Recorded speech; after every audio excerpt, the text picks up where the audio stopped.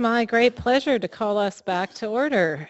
When last we were here, we, I believe, had finished the speaker, question to speaker. So that means we are on questions to staff. Councillor Deal. Yes, thanks very much. To the staff, we've heard from two people, both of whom have been a part of this program and have very different views of how it has an impact on them and their business. Can you let us know how it was that you came to the conclusion of the recommendations before us?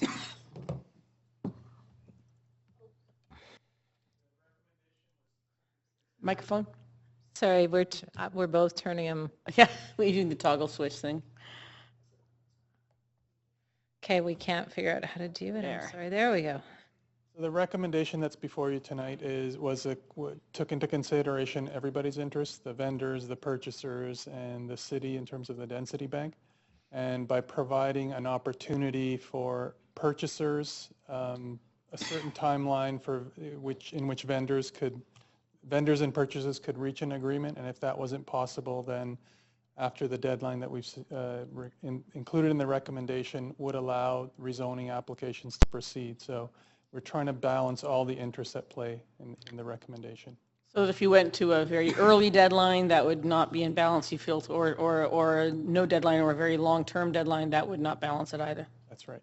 So this was that compromise that does an imperfect job but the best possible for all parties involved. The proposed date also would allow any of the rezoning enactments to be concluded to come forward before council's last meeting this year, and we heard from some of the applicants that was their strong desire to meet all their rezoning conditions, including this one, to be able to get to enactment before the end of the calendar year. Okay. And then after, if we were to accept these recommendations moving forward, can you just make sure we're clear on the process for looking at the bank as a tool as part of the Heritage Action Plan? Yes, that's absolutely, as it's spelled out in the report, is that in spring of 2017, next year, we'll be coming back with the Heritage Action Plan report, which will include a comprehensive review of all of the tools available for heritage conservation, including what role the density bank would play in that. At the same time that we're doing character and the register, and so that's another big bolus of heritage work coming up. Yes, there is. Okay, thank you. Thanks, Councillor Deal. Councillor Carr. Yes, Councillor Deal asked one of my two questions. So my second question is, give me the pros and cons of a situation in which we would enable a developer who has to purchase density from the bank. The amount of money has been stipulated in through a rezoning procedure. So what would be the pros and cons of saying that developer can purchase the amount of density that is available for sale at whatever that sale price might be, but just be allowed to purchase to that amount as stipulated in the final report that came out of rezoning. So it would be less density, but it would be the same amount of money. That's exactly it. It would be less density coming out of the density bank, and that's one of the objectives, is to try and reduce or bring down the balance in the density bank. So we wouldn't be achieving that objective as quickly if we're to allow the density, the price per square foot to increase, basically.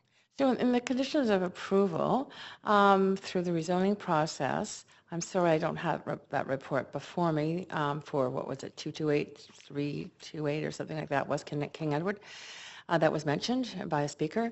Did the conditions for approval stipulate just and the report stipulate the community amenity contribution amount, what 2,024,000, I can't remember exactly what he said, something like that.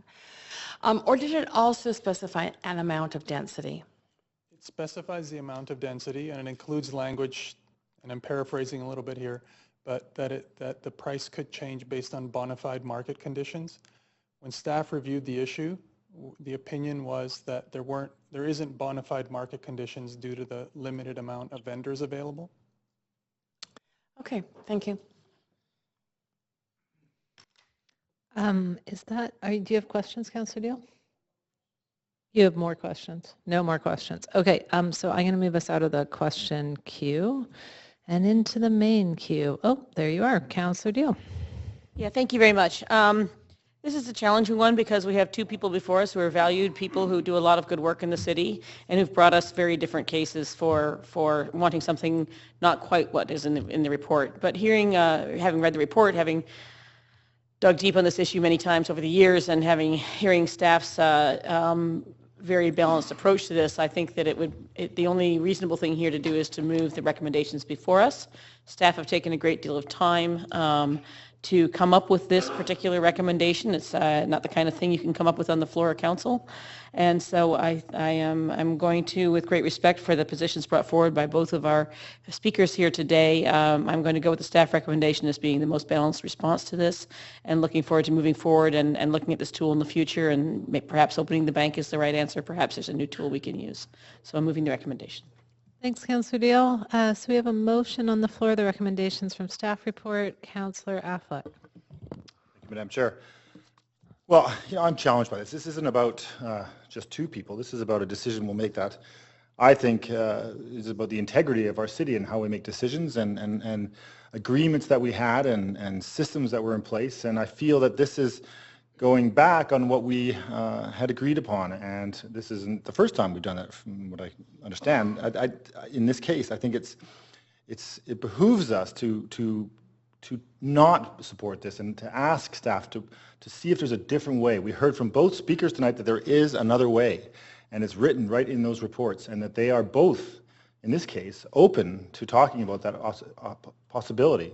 And I think it's something that we should look at. And I don't think that we should be changing the rules of the game when the game is well into its last period of time. And so I think that I cannot support that. It's not fair. It's not fair on the developers. It's not fair on the people who have density in the Heritage Bank. It's not fair overall for the City of Vancouver. So I won't support this. Thanks, Councillor Affleck. Councillor Ball to the main motion, or the motion. Thank you, Madam Chair. I do appreciate both presentations and the work done by our staff, but I keep hearing 15 years, and over those many years just having the issue come before us again and again, and not having a fair proposal that somehow satisfies the agreements that were made between the city and the proponents. So I find it really difficult because I understand the need to tidy things up or move forward or whatever, but I think at this particular point I simply cannot vote for it, given I keep hearing 15 years, no resolution, and there's something that just doesn't feel satisfying. Thank you. Thanks, Councillor Ball. Councillor Louis. Thank you, Chair Reimer. The recommendations from staff, I think, does capture the direction that we should be taking. But also in the report, I think it's important to read the entire report because it does outline some of the history of where this is at. This term of 15 years, long that it may seem, a lot was accomplished during that time. This program was, I think, beneficial to our city. People like Mr. Fung and others that took part of this program helped to support our city by revitalizing some old buildings that were in place. And so, is it perfect? No. But it was an initiative, I think it was an ingenious initiative, to help preserve and support heritage within our city when there's very little to no support, especially when compared to other provinces and other jurisdictions across Canada where there is significant provincial support for heritage. And so we did it on our own. To call this adjustment unfair, I think it's unfair because there's been a number of adjustments that have been made over the years. I would say the most recent one where we spent $4.8 million in buying down the density was a major adjustment, and largely as a result of the heavy lobbying and convincing made by Mr. Fung himself, and he was compelling because that wasn't an environment that he was expecting at that time either. We find ourselves that there's other developers now today that are struggling because in order to conclude and move forward with their developments, they are forced into an arrangement that they can't close because it's too tight of a market. So I hear both sides of the equation here. My hope is that we can understand the dynamic on both sides of the equation, give opportunity. I think this is what the report does, give some time for those that are continuing to hold density to transact some sort of arrangement, but also that others that are wanting to move forward with their development, the opportunity to move forward rather than hold them within a framework which is near impossible for them to conclude and move forward with development in our city. So I would agree with Councillor Deal's assessment that this is a balanced approach, but just to give fair warning that we need a solution to this. We need a full wind-up of this and a rethink of how we go about doing this. I think the initiative is still positive. We should think about how we go about doing this, but the construct, this current construct, is increasingly hard to manage, and we should focus our energies to make sure that when the time comes, we make a hard decision and close it out in a fair fashion. But make that decision, and we need that guidance quicker, sooner versus later. Thank you, Madam Chair. Thanks, Councillor Louis. Councillor Carr. Yes, thanks, Madam Chair. I too see this as an awkward decision. It's not really where we want to be right now. We'd rather be in a place where the Heritage Bank was working as it had intended to from the beginning. It did work over periods of time. It did achieve heritage protection. And I think Mr. Fung was remarkable in terms of the heritage that he protected within our city. And I think that the fact that we've had adjustments to the bank at times where we've tried to ameliorate a situation where it was stuck, that has happened before. And that's what this is about.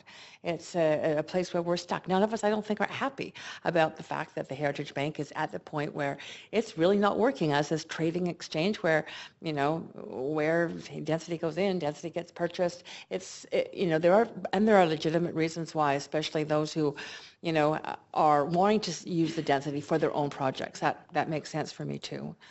I think that I did question in my mind the date of November 15th, but it appears that date gives some time for potentially a negotiation of a purchase price to take place. And it may. There's a month, just over a month, where that could happen. And after that point, a different system kicks in where hopefully the result after that and after a thorough review of the bank is to then find a way to make it work much, much more effectively, because I think the tool itself has been a good one. So with some reluctance, but understanding the long-term vision here and the importance of protecting heritage and using this and seeing this tool as a useful tool to do that, I will be voting in support. Thanks, Councillor Carr. I'll just add my own brief words in strong support of the, I can live with today's decision. What I'm very excited about is the long game here, the end game on this current phase in the long term. As Councillor Affleck said, this is not the first time it's come. It sounds like it'll be the first time we don't have a unanimous agreement on the next step in trying to adjust the bank, but be that as it may, it probably speaks more to the need to have that, as we're sort of seeing a bit of fraying here on that consensus, that longer strategy out. But I don't have any qualms about taking this next step today. Councillor Deal, did you want to have any closing words on this? Okay. I'm going to ask the clerk to move us to the voting queue.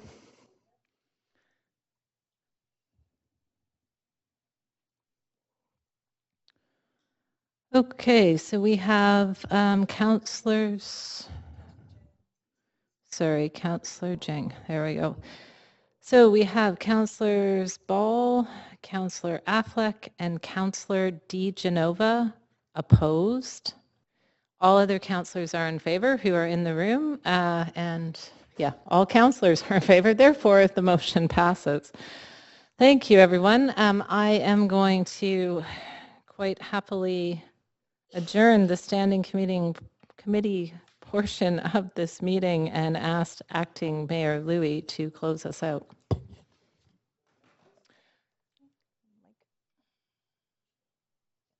Oh, I got it. Thank you. Madam Clerk, could we have the roll call, please? Mayor Robertson's absence from the chamber. Acting Mayor Louie in the chair. Councillor Stevenson. Councillor Deal. Councillor Jang. Councillor Reimer. Councillor Meigs is absent. Councillor Ball. Councillor Carr. Councillor Affleck. And Councillor DeGenova. Mr. Acting Mayor, we have We're convened in regular council to deal with the recommendations and actions of today's Standing Committee on Policy and Strategic Priorities. So we need a motion to adopt the Standing Committee's recommendations. Moved by Councillor Deal, the seconder, Councillor Carr. Thank you. All those in favor? Are there any opposed? That passes unanimously. We have two bylaws on the agenda for consideration. Bylaw 1 is related to yesterday's regular council meeting regarding Administrative Report 1. And bylaw 2 is related to item 3 on today's Standing Committee agenda. The bylaws have been distributed to council members. Would someone like to move adoption? Councillor Deal. And a seconder, seconded by Councillor Jang in his very, very sultry voice. All in favor? Any opposed? That carries unanimously.